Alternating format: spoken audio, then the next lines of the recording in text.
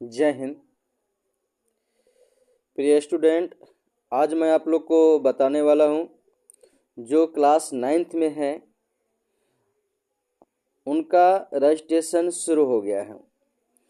ध्यान देंगे, जैसे यहाँ पर दिख रहा है सेक्शन 24-25। ये 24-25 के लिए नहीं, ये 24-25 आपको 9th का है। आपका सेक्शन हो जाएगा 2025 और 26, यानी 26 में जो आप 10th क्लास का एग्ज़ाम देंगे उसके लिए रजिस्ट्रेशन शुरू हो गया है। और ये लास्ट डेट है आपको 12 जुलाई। ध्यान दीजिएगा, 12 जुलाई। इसके बाद आपका फॉर्म सबमिट नहीं होगा। इसीलिए आप क्या क्या ले सकते हैं, आपके क्या क्या होना चाहिए, आपके पास क्या क्या स्कूल में आप जमा कीजिएगा, ये आपको सारा डिटेल इस वीडियो में बताएंगे, एक एक पॉइंट को बताते हुए। कहीं से आपको कोई समस्या नहीं रहेगा। आपको एक एक पॉइंट आपको हम बताने वाले हैं, इसलिए पूरा वीडियो आप देखिए और घर पे ये फॉर्म आराम से भरिए। और भरने के बाद आप इसके साथ 8वां का टीसी का फोटोकॉपी, आधार कार्ड का फोटोकॉपी और यहाँ पर एक फ़ोटो चिपकाना है। इसके बाद ये सारा डॉक्यूमेंट अटैच करके स्कूल में सबमिट कर देना है। क्लियर है? तो एक एक पॉइंट को हम आपको बताने वाले हैं। चलिए स्टार्ट करते हैं। फर्स्ट पॉइंट है कि रेगुलर पे क्लिक करना है कि प्राइवेट पे। तो सरकारी विद्यालय में आप हैं, इसलिए आप यहाँ पर रेगुलर पे क्लिक करेंगे। स्कूल कोड यहाँ पर क्या भरेंगे, तो इसको अपने स्कूल का जो कोड है, मैं जो जिस स्कूल में पढ़ाता हूँ इस स्कूल का नाम है स्वर्गीय अनीस अहमद +2 नव उत्क्रमित माध्यमिक विद्यालय खत्ता, जिनका कोड है माध्यमिक का 62-317।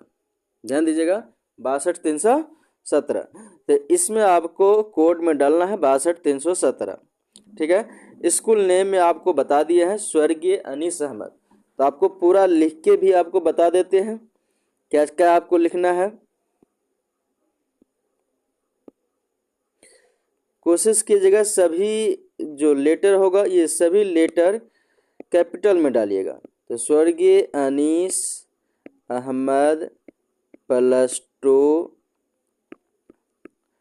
नव उत्क्रमित माध्यमिक विद्यालय खत्ता।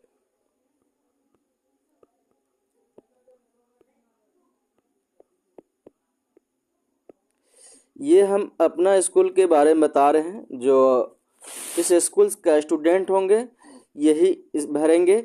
बाकी ये वीडियो यदि कोई दूसरे स्कूल के बच्चे देख रहे हैं तो आप अपने स्कूल के नाम इसमें भरिएगा। इसके बाद यहाँ पर 4th नंबर में लिख रहा है विद्यार्थी का नाम। यहाँ पर ध्यान दीजिएगा, यहाँ पर लिख रहा है हिंदी में। तो आपका जो भी नाम है इसमें आपको हिंदी में लिखना है। फिर यहाँ पर लिख रहा है इंग्लिश में, तो कैपिटल ध्यान दीजिएगा, स्मॉल लेटर मत लिखिएगा, बच्चे बहुत सारा गलती कर देते हैं। तो इसीलिए यहाँ पर हमेशा कैपिटल लेटर में आपको लिखना है। इतना खन्ना आपको दिया गया है, उसमें आपको इंग्लिश में अपना नाम कैपिटल में लिखिएगा। फिर इसी तरह से माता का नाम हिंदी में दिया गया है, तो इस खन्ना में आपको हिंदी में नाम लिखना है। फिर इंग्लिश में दिया गया है, तो नीचे वाले खन्ना में आपको माता का नाम इंग्लिश में लिखना है। लेकिन ध्यान दीजिएगा फिर कि इंग्लिश में नाम आपका जो है माता जी का नाम कैपिटल में होना चाहिए। फिर 6ठा नंबर में क्या है, पिता का नाम। पिता का नाम में भी यही, यहाँ पर हिंदी में और यहाँ पर कैपिटल में अपना इंग्लिश में नाम लिखिएगा। ठीक है, नेक्स्ट बढ़ते हैं।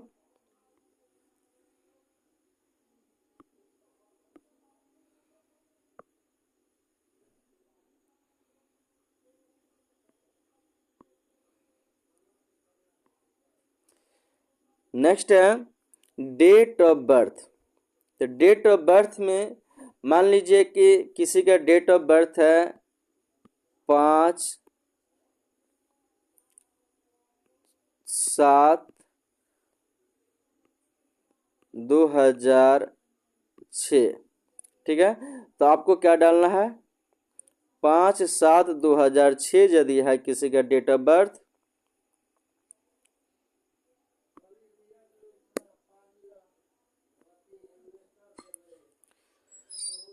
तो यहाँ पर आपको डालना है, देखिए सबसे पहले 5/7/2006 तो 05, यदि 5 है तो 05 लिखना है, 7 है तो 07 लिखना है, 2006 है तो 2006 इसमें आपको भर देना है। मान लीजिए किसी का 12/5 है तो 12 में आपको 0 नहीं लगाना, क्योंकि 2 डिजिट आपको लेकर चलना है। क्लियर है। इसके बाद यहाँ पर जेंडर के हैं, जेंडर में आप मेल है या फीमेल। ठीक है, तो ये चीज़ तो आप जानते होंगे, यदि मेल है तो मेल पर क्लिक करना है, यदि फीमेल है तो फीमेल पर क्लिक करना है। इसके बाद नेशनलिटी में क्या करना है, इसमें क्या, तो आप इंडियन हैं तो इंडियन पर आपको क्लिक करना है। इसके बाद नेक्स्ट है आपको कास्ट कैटेगरी, तो आप किस चीज़ से बिलोंग करते हैं। यदि आपको नहीं पता होगा तो आप अपने मम्मी पापा से पूछ लीजिएगा कि हम किस कैटेगरी से बिलोंग करते हैं, जनरल में है कि ईबीसी में है कि बीसी में है कि एससी में है कि एसटी में है। जिस कास्ट से आप बिलोंग करते हैं उस कास्ट पर आपको क्लिक करना यानी टिक करना है। इसके बाद डिफरेंटली एबल्ड, मतलब आप विकलांग है या नहीं है। यदि विकलांग है तो यस करना है, विकलांग नहीं है तो नो पर क्लिक करना है। ठीक है, मतलब टिक लगा देना है। इसके बाद आपको बता रहे हैं रिलीजन, रिलीजन में आप क्या है, हिंदू है कि मुस्लिम है कि सिख है, जैन है, बुद्ध है। जो आपका धर्म है उस धर्म के सामने जो है आपको टिक लगा देना। जैसे हिंदू है तो हिंदू के सामने, मुस्लिम है तो मुस्लिम के सामने, जो आपका धर्म है उसके सामने आपको टिक लगा देना है। इसके बाद एरिया, तो यदि हम अपना स्कूल की बात करें, स्वर्गीय अनीस अहमद स्कूल की बात, तो इसमें आपको रूरल पे आप टिक लगा दीजिएगा।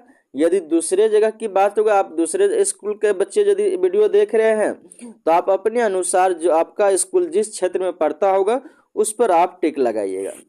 अब यहाँ पर देखेंगे तो मोबाइल नंबर, मोबाइल नंबर आप अपने पेरेंट्स का मोबाइल नंबर जरूर यहाँ पर दीजिएगा, जिस पर आपका व्हाट्सएप नंबर भी चलता हो, क्योंकि जब जरूरत पड़ेगा तो इस पर भी जो है आपका नंबर मिलाया जाएगा, या कोई जानकारी होगा तो व्हाट्सएप पर हम दे देते हैं हम लोग, यदि किसी प्रकार का त्रुटि होता है तो। इसके बाद आधार नंबर, तो जो आपका आधार नंबर है ये आधार नंबर आपको एक एक डिजिट करके इसमें भरना है। क्लियर है, किसी प्रकार के यहाँ तक आपको कोई परेशानी नहीं होगा।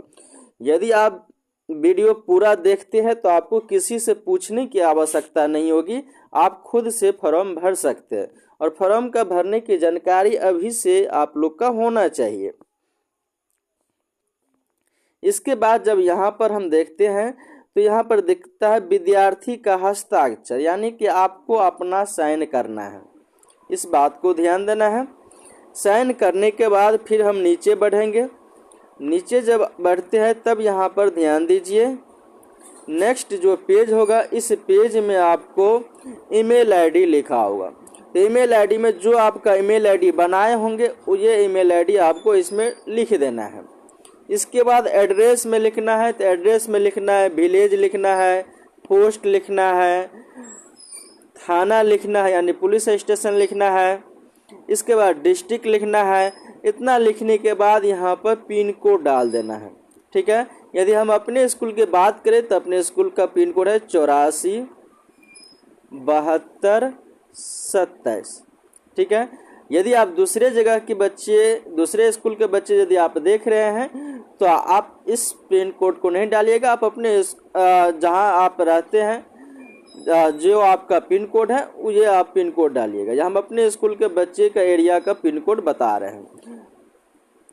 इसके बाद बैंक अकाउंट नंबर, ये बैंक अकाउंट नंबर आप पूरे साफ जो है लिखिएगा उसमें। इसके बाद IFSC कोड इसमें लिखिएगा। इसको नेम ऑफ द बैंक, यानी कौन सा बैंक आपका है, स्टेट बैंक है कि बैंक ऑफ बड़ौदा है, जो भी बैंक है ये आपको इसमें लिखना है। 2 आइडेंटिफिकेशन मार्क्स, यानी कि 2 पहचान आपको बताना है। जैसे पहचान में क्या बताएंगे, तो कोई आपको कटे हुए निशान है जो मिट नहीं सकता, ये निशान आपको बताना है। या कोई तिल होगा, यानी तिल को इंग्लिश में बोलते हैं मोल, तो आपको जो भी मोल होगा इसको आपको इसमें इंडिकेट कर देना है। 2 आपको आइडेंटिफिकेशन मार्क बताना है। इसके बाद सबसे मस्ट जरूरी है आपको सब्जेक्ट ऑफर। ये ध्यान दीजिएगा, बहुत अच्छे से आप सब्जेक्ट को ऑफर कीजिएगा, नहीं तो फिर बाद में परेशानी आपको हो सकती है। जैसे फर्स्ट में आपको है हिंदी, उर्दू, बांग्ला और मैथिली। तो आप अपने से डिसाइड कर लीजिए कि आप कौन सा सब्जेक्ट के पढ़ने वाले बच्चे हैं, उर्दू का कि बांग्ला के कि मैथिली का। तो हमारे यहाँ जो बच्चे हैं जनरली हिंदी, उर्दू और मैथिली का बच्चे हैं, ठीक है। तो एक तो आपको हिंदी हो जाएगी, उर्दू हो जाएगी और मैथिली हो जाएगी। तो आप देख लीजिए कौन सा भाषा आप जो है पढ़ते हैं। तो जनरली जो हमारे पास जो बच्चे हैं वो आपको हिंदी जब आप पढ़ते हैं तो 10 क्लास का ये हिंदी जब आप रखिएगा तो 10 क्लास में का जो आपको हिंदी है वो हिंदी आपको पढ़ना पड़ेगा, और इसके साथ साथ आपको ये संस्कृत रखना पड़ेगा, ठीक है। इसीलिए जनरली हमारे यहाँ जो बच्चे हैं ये हिंदी नहीं रखा हुआ है, ये नॉन हिंदी रखते हैं, ठीक है। नॉन हिंदी के साथ बच्चे आप उर्दू रख सकते हैं या मैथिली रख सकते हैं, ठीक है। तो जो भी होंगे वो आप अपने हिसाब से सब्जेक्ट का चूज कर सकते हैं। तो ध्यान दीजिएगा, जो उर्दू का बच्चे होंगे तो उर्दू सेलेक्ट करेंगे और इसके साथ साथ नॉन हिंदी को सेलेक्ट करेंगे। क्लियर है। इसके बाद कंपलसरी सब्जेक्ट में हम मैथ, साइंस, सोशल साइंस और इंग्लिश को सेलेक्ट करेंगे। इतना टिक लगाने के बाद बस आपको टिक लगाना है, ठीक है। जो जो सब्जेक्ट आपको लेना है उसमें आपको टिक लगाना है। इतना टिक लगाने के बाद आपको करना क्या है सो देखिए। फिर आगे की तरफ बढ़ेंगे और इसके बाद आपको नीचे में दिया गया है ये 25 नंबर में आपको कुछ नहीं करना है, इसमें आपको कुछ नहीं करना है। ध्यान दीजिएगा, इस पर आपको थोड़ा भी ध्यान नहीं देना है। यहाँ पर आइएगा तो लिखा है कि प्रमाणित किया जाता है कि इस आवेदन पत्र में दी गई सूचनाएं पूरी तरह से सही एवं शुद्ध है और इसमें कहीं पर भी किसी प्रकार के संशोधन की आवश्यकता नहीं है। जो भी सुधार एवं संशोधन थे सब करा लिए गए हैं, यानी किसी प्रकार का इसमें संशोधन की आवश्यकता नहीं है। जब ये आपको घोषणा पत्र है, यानी इसमें आपको पेरेंट्स का सिग्नेचर कराना है। पेरेंट्स आपका कोई भी हो सकता है, आपके माता हो सकता है, आपका पिता हो सकते हैं, आपके दादाजी हो सकते हैं, आपके दादी जी हो सकते हैं। पेरेंट्स आप या मतलब गार्जियन, पेरेंट्स तो आपको होंगे माता और पिता, और गार्जियन में जो है आपको माता, पिता, दादा, दादी, है ना, कोई भी गार्जियन हो सकते हैं। इसीलिए यहाँ पर पेरेंट्स और गार्जियन का ऑप्शन 2 ऑप्शन दिया गया है, तो यहाँ पर आपको साइन करा लेना है, ठीक है। इसके बाद स्टूडेंट सिग्नेचर इन हिंदी। अब यहाँ पर आपको हिंदी में सिग्नेचर करना है और यहाँ पर स्टूडेंट सिग्नेचर इन इंग्लिश, यहाँ पर आपको अंग्रेजी में सिग्नेचर करना है। इतना करा लेने के बाद यहाँ पर आपको साइन कराना है प्रिंसिपल का। ये प्रिंसिपल का काम है, ये आपको काम नहीं है, ये साइन आपको प्रिंसिपल करेंगे और प्रिंसिपल के यानी ऑफिस में आपको जमा कर देना है। यहाँ पे इतना यहाँ तक आपको फॉर्म को कंप्लीट करना है। यहाँ तक कंप्लीट हो जाने के बाद आपको ऑफिस में जाके जमा कर देना है और इसके बाद आपका हेड सर का काम है कि वो पूरा ये फॉर्म कहाँ सबमिट करेंगे, क्या करेंगे, नहीं करेंगे, वो हेड सर के ऊपर छोड़ दीजिए, ठीक है। आपका टेंशन यहाँ से खत्म हो जाती है। तो आशा करते हैं कि आज की वीडियो में जो जानकारी दी गई है ये पूरी तरह से आप समझ गए होंगे और कहीं से आपको कोई समस्या नहीं रहा होगा। फिर मिलते हैं नेक्स्ट वीडियो में नेक्स्ट टॉपिक के साथ। यदि आपका कोई समस्या फिर भी रह जाता है तो आप कमेंट करके बता सकते हैं, फिर नेक्स्ट वीडियो में इस पर हम चर्चा करेंगे। पूरा वीडियो देखने के लिए आपको तहे दिल से शुक्रिया। जय हिंद, जय भारत।